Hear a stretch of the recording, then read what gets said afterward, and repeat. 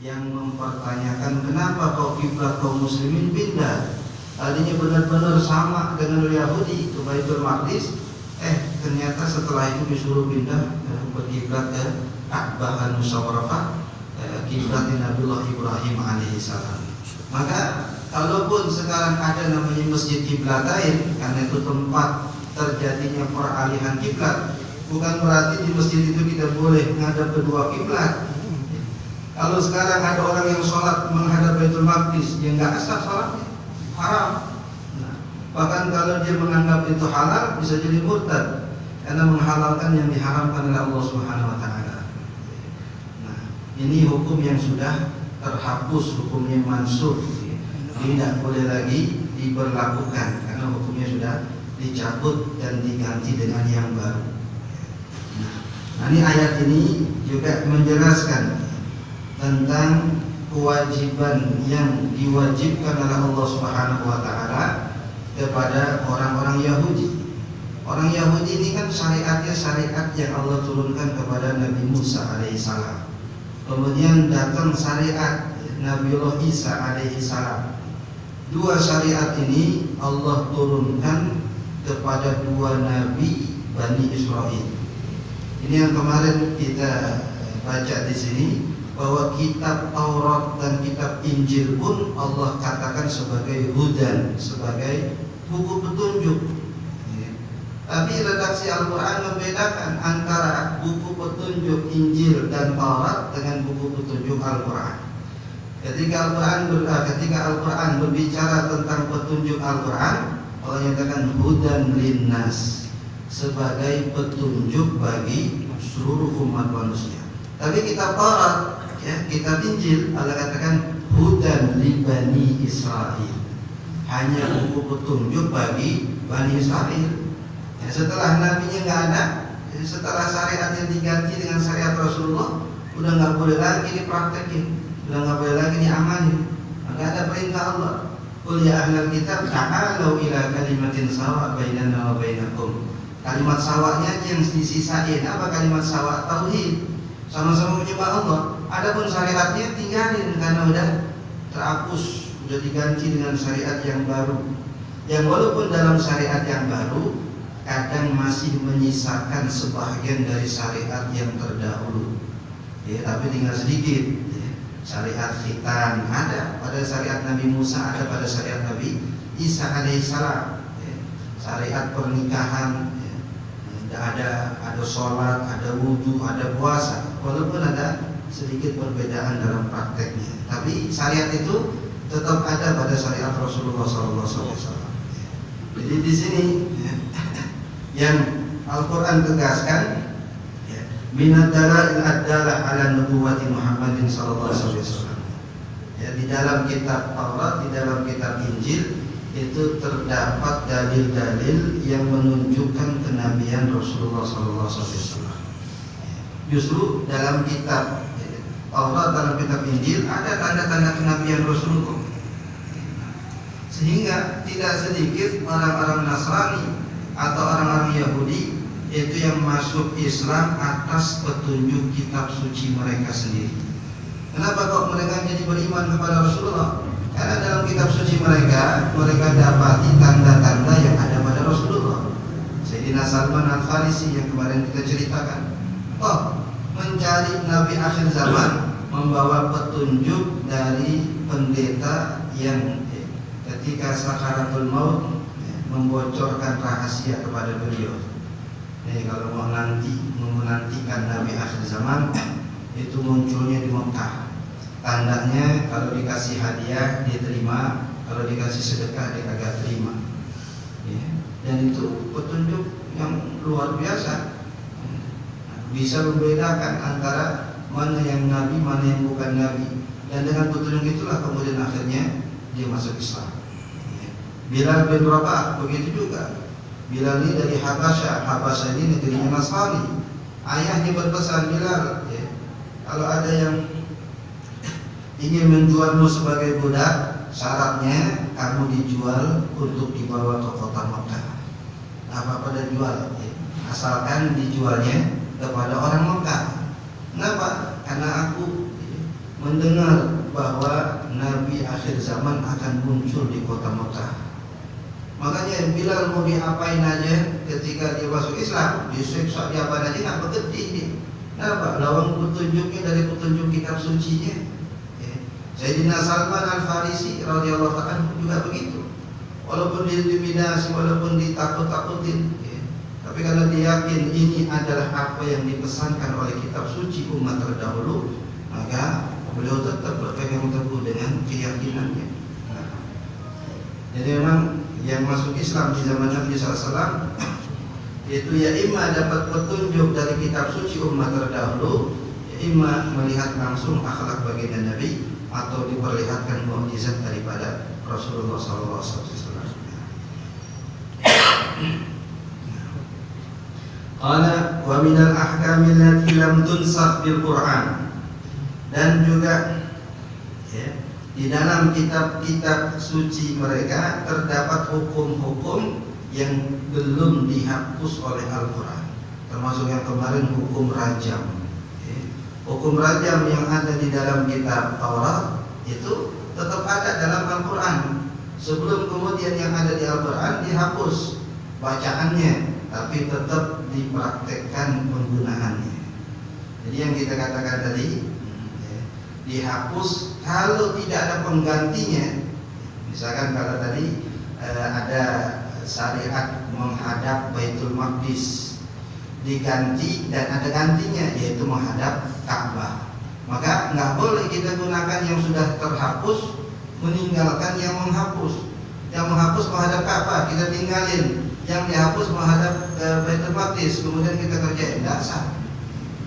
Tapi kalau dihapus dan yang dihapus ini itu tanpa pengganti, nggak ada gantinya, cuma dihapus doang. Nah, ada dua kemungkinan. Kemungkinan yang pertama itu dihapus hanya redaksionalnya saja, tapi dalam praktekalnya masih tetap dijalankan. Seperti ayat rajam. Ayat rajam redaksinya dihapus. Dalam hadis Sayyidatuna Aisyah radhiyallahu anha, asy-syaikhu wasy-syaikhatu idza zanaya farjumul batah, dihapus, ganti. Nah, bukan diganti hukumnya, tapi diganti teknik penerapannya. Jadi tulisannya dihapus, tapi dalam prakteknya tetap dijalankan. Ada yang tulisannya masih ada, kemudian dihapus, tulisannya masih ada, walaupun prakteknya sudah dihapus. Seperti wasiat bagi ahli waris. Wasiat bagi ahli waris masih ada redaksinya di dalam Al-Quran, tapi dalam prakteknya sudah dihapus. Kata Nabi dalam hadis, la wasiyata liwarisin, tidak ada wasiat bagi ahli waris. Jadi kalau udah dapat warisan, udah nggak dapat wasiat lagi. Nanti kalau udah dapat wasiat, ahli waris yang lain ngiri, ada tambahannya gitu, ada plusnya. Kecuali mereka ridho, itu lain soalan. Nah, qala fa innal hukma bil ahkami an mansukhati laisa hukman bima anzalallah. Jadi mengikuti hukum yang sudah dihapus itu sama saja menjalankan hukum bukan hukum Allah, karena sudah dihapus. Nah, jadi ini kritikan kepada orang Yahudi, di mana mereka diancam oleh Allah Subhanahu wa taala, wa man lam yahkum bima anzalallah fa ulaika humul kafirun.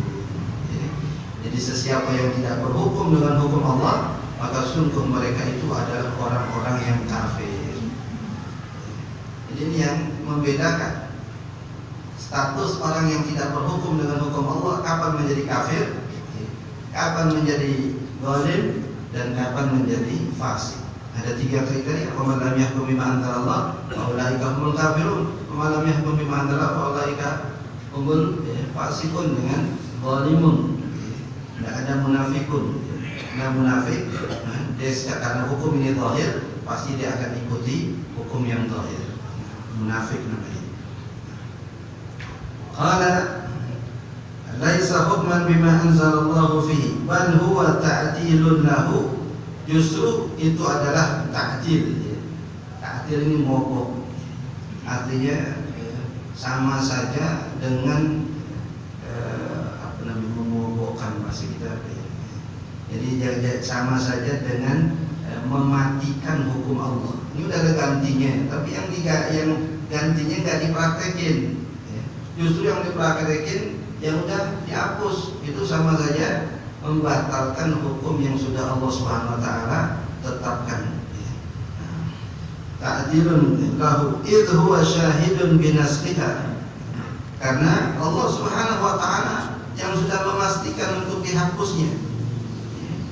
Jadi Al-Qur'an datang untuk menghapus syariat umat terdahulu, dan Al-Qur'an itulah yang kemudian menjadi saksi. Sehingga tidak ada pilihan bagi orang Yahudi atau orang Nasrani kecuali mereka harus ikut hukum Al-Qur'an. Karena kok harus ikut hukum Al-Qur'an? Karena hukum Taurat udah dibatalin, hukum Injil udah dibatalin. Beda kalau seandainya ada dua dalil yang tidak saling bertentangan. Kenapa tidak saling bertentangan padahal kadang zahirnya bertentangan? Itu karena penempatan yang berbeda. Sama seperti tadi kafirun, itu bagi orang-orang Yahudi dan Nasrani yang tidak mau ikut hukum Al-Qur'an. Udah dikasih Quran yang baru, Taurat Injil masih mereka pegang, sedangkan Quran mereka nggak mau amalkan, nggak mau beriman. Dalam hadis juga begitu. Ada riwayat Nabi SAW melarang ayyanama ar-rajulu ayyaqadi ar-rajulu wa yadha ihda rijlaihi 'ala al-ukhra. Nabi SAW melarang seseorang tidur di masjid berbaring, kemudian kaki atau salah satu kakinya diletakkan di atas kaki yang lain. Jadi terbahan, dengan kakinya gitu. Yang ini naikin di atas yang satu. Nah, kemudian ada hadis yang kedua, sahabat Nabi SAW, hadis Sayyidina Abu Sa'id Al-Khudri radhiyallahu ta'ala anhu, dikatakan saya pernah melihat Rasulullah rebahan di masjid dalam keadaan kaki beliau yang satu dinaikin di atas kaki beliau yang satu lagi. Redaksi yang satu Nabi melarang, tapi justru Nabi praktekin sendiri. Dalam masjid Nabi rebahan, kakinya diletakkan di atas salah satu kaki yang lain. Jadi Imam Nawawi rahimahullah ta'ala dalam Syarah Muslim kemudian menjelaskan yang larangan itu kalau kita tidak aman dengan aurat kita. Tiduran begitu kaki disepulangin, auratnya kelihatan, takut. Tapi kalau aman, pakai celana daleman misalnya, pakai sarung, pakai gamis, rebahan model begitu boleh, karena aman dari kelihatan auratnya. Tapi kalau nggak aman, dilarang. Jadi kalau ujuk-ujuk kita temuin hanya yang satu hadis itu saja, orang lagi rebahan kan kita sepak aja, nggak boleh tidur begini. Kenapa? Karena baru ketemu satu yang hadis tadi itu. Atau sebaliknya, kalau yang satu yang kita temukan rebahan, kita rebahan aja, padahal kita kagak pakai apa-apa dalaman kita. Pas diangkat, enak cupai angin segar gitu. Ada orang ngarang, kelihatan tuh, nggak apa-apa Nabi aja begini, Nabi begitu. Nabi kagak kelihatan auratnya, kelihatan kemana-mana auratnya. Kalau orang Arab itu lebih ditekankan lagi larangannya, karena memang lain porsinya sama porsi kita beda. Kita ini tetap kejepit kayak kelihatan. Kalau orang Arab main tarik aja ke atasnya bisa kelihatan. Ini praktek dalam penerapan hukum yang memang tidak cukup satu hadis yang kita ketahui kemudian langsung kita langsung kita simpulkan hukumnya, karena terkadang ada hadis lain atau ada riwayat lain.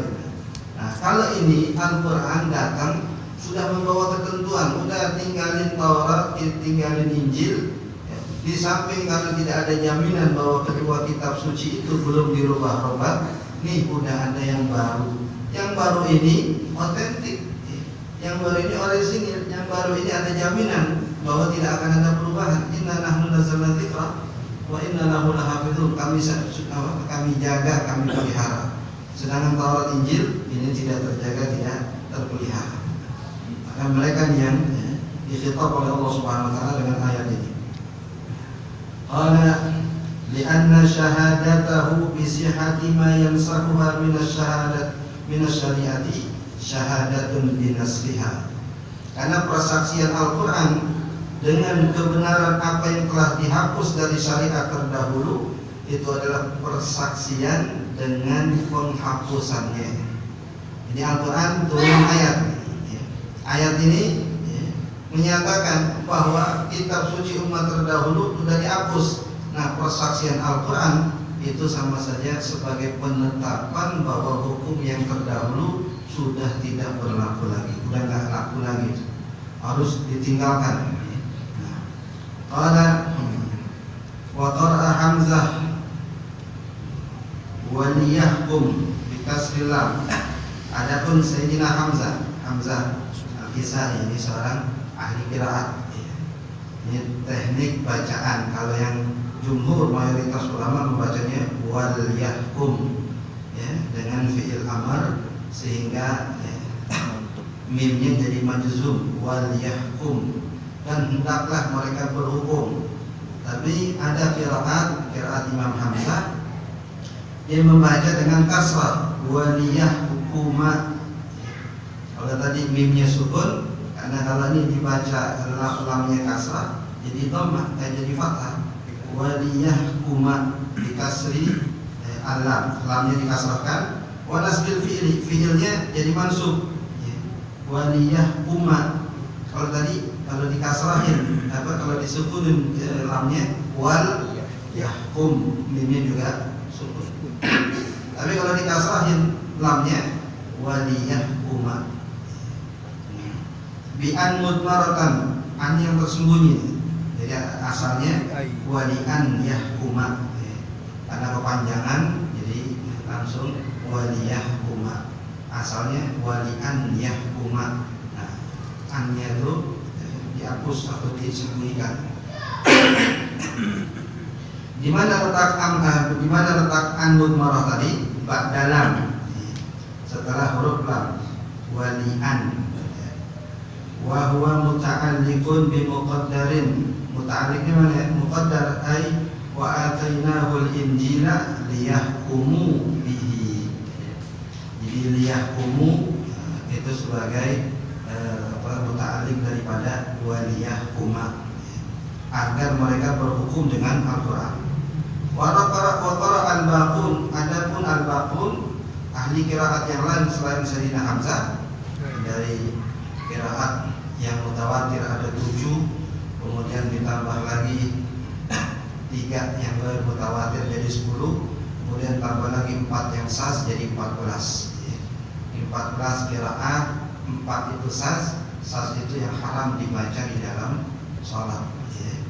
Walaupun ada riwayatnya, karena riwayat saz itu artinya riwayat yang bertentangan dengan riwayat yang lebih sithah atau lebih terperdaya. Seperti hadis laqad ayat Al-Quran laqad ja'akum rasulun min anfasikum, yang masyhur yang mutawatir min anfusikum dengan dhamma. Tapi ada qiraat membaca dengan fathah.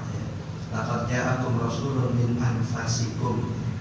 Ini qiraat sazah, artinya sazah bertentangan dengan riwayat yang lebih mutawatir. Jadi kalau sekedar diriwayatkan supaya kita tahu boleh, tapi tidak boleh dibaca di dalam sholat. Qala wal yahkum bisukunil lam.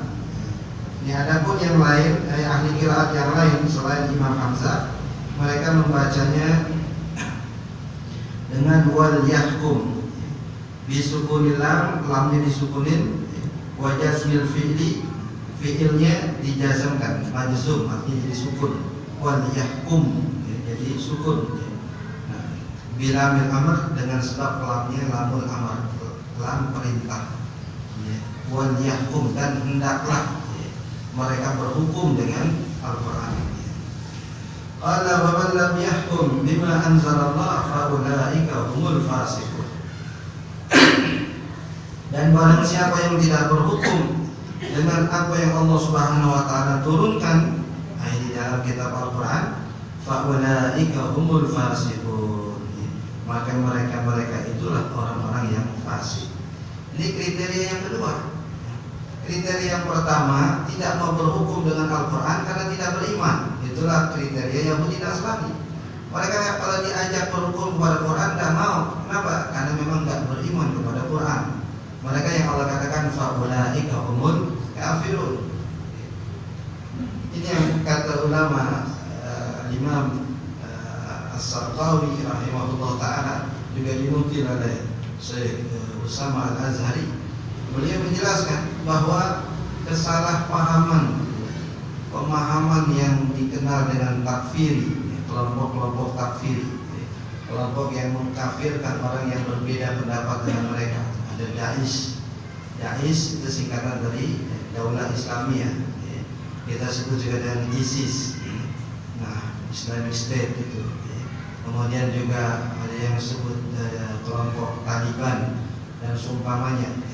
Mereka berpandangan bahwa ayat ini berlaku umum. Siapapun yang menerima hukum, menolak hukum Al-Quran, maka mereka kafir. Wa lam yahkum bima anzalallah fa ulaika humul kafirun. Pemerintah yang tidak menggunakan sistem Islam kafir, taghut, maka wajib diperangi. Yang setuju dengan pemerintah yang tidak berhukum dengan hukum Islam, itu juga berarti dia kafir karena setuju dengan hukum selain hukum Allah. Ini mereka menerapkan ayat yang Allah turunkan untuk orang kafir diberlakukan juga kepada orang Islam. Dan Nabi sudah antisipasi tanda nanti kelompok sesat di akhir zaman. Ayat-ayat yang Allah turunkan kepada orang kafir itu diberlakukan kepada orang Islam. Padahal itu ayat buat orang kafir, kemudian diberlakukan kepada orang Islam. Sama seperti ayat yang kita baca sekarang, wa lam yahkum bima anzalallah fa ulaika humul kafirun. Itu ulama katakan turun kepada orang Yahudi dan Nasrani. Karena yang kemarin kita ceritakan itu kisah orang Yahudi datang kepada Rasulullah SAW membawa seorang pembesar Yahudi yang melakukan perzinahan. Mereka pengen hukumnya bukan hukum rajam. Padahal di dalam kitab Taurat hukumnya hukum rajam, di dalam Al-Quran juga hukumnya rajam. Mereka menganggap bahwa hukuman itu terlalu berat, padahal sudah ada dalam kitab Taurat. Kalau mereka nggak mau ikut Al-Quran dan nggak juga mau ikut kitab Taurat yang Allah turunkan kepada mereka, maka turunlah ayat ini, wa man lam yahkum bima anzalallah fa ulaika humul kafirun. Tidak mau berhukum dengan apa yang Allah turunkan. Allah turunkan di Taurat, mereka nggak mau pakai. Allah turunkan lagi di Al-Quran sebelum dihapus, mereka juga nggak mau pakai. Ini berlaku bagi orang-orang kafir. Adapun orang Muslim yang tidak mau menggunakan hukum Allah Subhanahu wa taala, mereka dikategorikan sebagai orang yang fasik. Fa ulaika humul fasiqun. Ai al-kharijuna 'anil iman in kana mustahinan bihi. Mereka dianggap telah keluar dari iman jika menganggap remeh atau jika menganggap batal hukum yang telah ditentukan oleh Allah Subhanahu wa taala. Keluar dari lingkaran iman kalau mereka tidak mau berhukum dengan hukum Allah dengan perasaan meremehkan, dianggap hukum Allah itu tinggalan zaman atau sudah nggak cocok dengan perkembangan zaman, mustahinan bihi wa an ta'atillah. Dan mereka juga keluar dari taat kepada Allah Subhanahu wa taala. In kana littiba'i syahawat, kalau yang demikian itu mereka lakukan semata mengikuti syahwat. Kalau mengikuti syahwat itu kategorinya fasik. Di zaman Nabi SAW ada seorang wanita Bani Makhzum mencuri, kemudian dilaporkan kepada Rasulullah SAW. Berarti sudah ada ketentuan hukum bagi yang bersangkutan dipotong tangannya. Tapi wanita ini berasal dari suku Quraisy, Bani Makhzum, suku yang terhormat. Mereka kebingungan nih, kalau seandainya dieksekusi tangannya untung, walaupun seukuran telapak tangan buntung karena dipotong. Bagaimana pandangan masyarakat kepada seorang wanita dari golongan terhormat tapi tangannya buntung? Yang tangan buntung itu identik dengan pelaku pencurian, bukan buntung karena cacat fisik, ya. Bukan karena kecelakaan dan seumpama ini, karena mencuri. Kan di Saudi kan sering kita lihat orang yang buntung, ya. Terlihat di mana letak posisi buntungnya, jangan seudon dulu.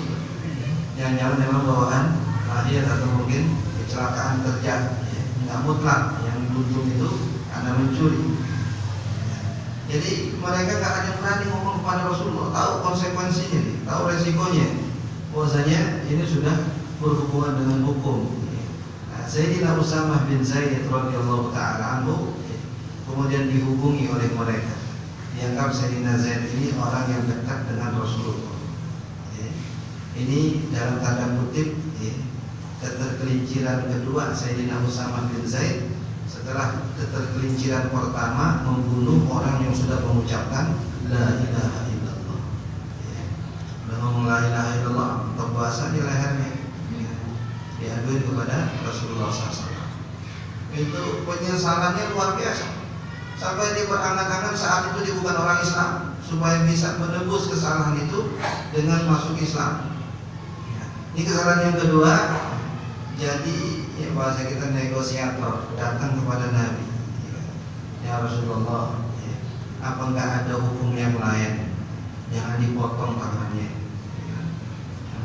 Nabi SAW marah kepada Sayyidina Usamah, dikatakan atashfa'u fi haddin min hududillah, berani-beraninya kamu ya, menjadi negosiator hukum Allah. Ini hukum Allah, Allah yang tentukan, Allah yang sudah pastikan hukumannya. Ini kamu mau bernegosiasi dengan hukum Allah atas fi haddin min hududillah. Ya cukup di situ Rasulullah SAW naik ke atas mimbar, kumpulin para sahabat. Kemudian Nabi khutbah. Nah, minna ahlaka man kana qablakum annahum idza sariqa fihim syarif taraku wa idza sariqa fihim dhaif aqamu alaihi had. Ini sebab kebinasaan umat terdahulu, kalau yang mencuri orang mulia maka dibiarkan, tapi giliran yang mencuri orang lemah mereka hukumkan. Nah, demi Allah kata Rasulullah, seandainya Fatimah putri Muhammad mencuri, aku sendiri langsung yang bakal motong tangannya. Lau anna Fatimah binti Muhammadin saraqat laqata'tu yadaha. Sampai Nabi sebut-sebut nama putrinya. Ini bukan sembarangan putri, hadis Sayyidatun Nisa'il Alamin. Nabi sebut Fatimah itu pemimpin wanita di dalam surga nanti. Masa mencuri? Kan tidak mungkin. Ayahnya siapa? Rasulullah SAW. Tidak mungkin. Maka saking tidak mungkinnya dalam benak kaum muslimin, sampai-sampai Imam Syafi'i radhiyallahu ta'ala anhu beliau mengatakan kalau meriwayatkan hadis ini maka beliau tidak baca atau tidak sebut nama Fatimah. Lau anna fulanah saraqat laqata'tu yadaha. Kalau seandainya si fulanah mencuri, aku potong tangannya. Ini boleh nggak merubah-rubah redaksi hadis? Hadisnya kan berbunyi lau anna Fatimah binti Muhammadin saraqat laqata'tu yadaha. Kenapa dia baca lau anna fulanah saraqat laqata'tu yadaha? Ini sepakatan ulama hadis yang membolehkan riwayat bil makna. Riwayat bil makna artinya meriwayatkan hadis bukan redaksi aslinya, tapi setelah dirubah lafaznya. Boleh, tapi dengan syarat, banyak syarat. Syarat seseorang boleh meriwayatkan hadis bil makna. Yang kedua, ulama juga membolehkan kalau ada sesuatu yang tidak tercantum seharusnya tercantum dan memang layak tercantum, maka ada batasan toleransi yang dibolehkan. Misalkan di dalam hadis tidak disebut shalawat kepada Rasulullah SAW.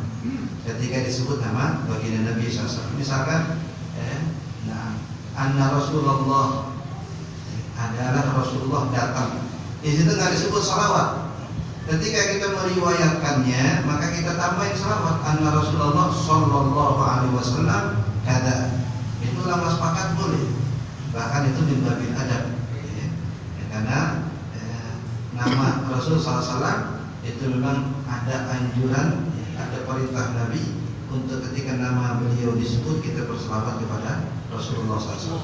Nah, ini Imam Syafi'i karena nggak sampai hati nyebut nama Fatimah yang dicontohkan oleh Rasulullah, sampai-sampai beliau nggak sebut nama Fatimah. Nah, ketika Nabi khutbah seperti itu, ungkapan seperti itu, maka Sayyidina Usama bin Zaid radhiyallahu ta'ala anhu menangis sejadi-jadinya. Kenapa? Karena tadi seakan-akan dia telah membuat tawaran terhadap hukum dan ketentuan yang sudah ditentukan oleh Allah Subhanahu wa taala. Nah, ini fasik kalau orang tadi meninggalkan hukum Allah untuk memperturutkan syahwatnya, nafsunya. Wa anzalna ilaikal kitaba al-Qur'ana bil haqq. Dan sungguh kami telah menurunkan kepada engkau wahai Muhammad. Jadi anzalna dengan nazalna.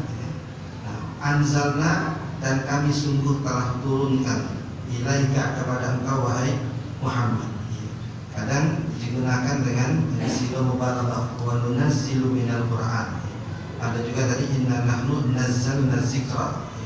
Nah, jadi yang tambahan huruf ini menunjukkan tambahan makna, ziyadatul makna mabna tadullu ala ziyadatil makna. Kalau maknanya ditambah, maka maknanya pasti bertambah. Nah, ini begitu juga di sini anzalna kami telah turunkan. Jadi kenapa kami padahal Allah Subhanahu wa taala itu Maha Tunggal, Al-Wahid. Tapi menggunakan kami. Karena yang pertama litakzim untuk menunjukkan kemuliaan Allah. Jadi Allah sendiri tapi seakan-akan Allah Maha Besar sehingga menggunakan kami yang telah menurunkan Al-Qur'an. Ya, presiden tokoh-tokoh masyarakat kan begitu. Ya, kami rasa-rasa nggak sopan kalau ngomong saya gitu ya. Itu merendah mungkin ya. Tapi ini Allah ini maqamul haibah. Ya. Yang kedua, yang menggunakan nahnu itu melibatkan yang lain selain Allah SWT. Ketika Allah menurunkan Al-Quran, nggak ujuk-ujuk langsung Allah yang turunin, tapi melalui Jibril alaihi salam. Kemudian kadang melalui mimpi, kadang melalui bisikan, kadang melalui ru'ya dan seumpamanya. Itu wasilah.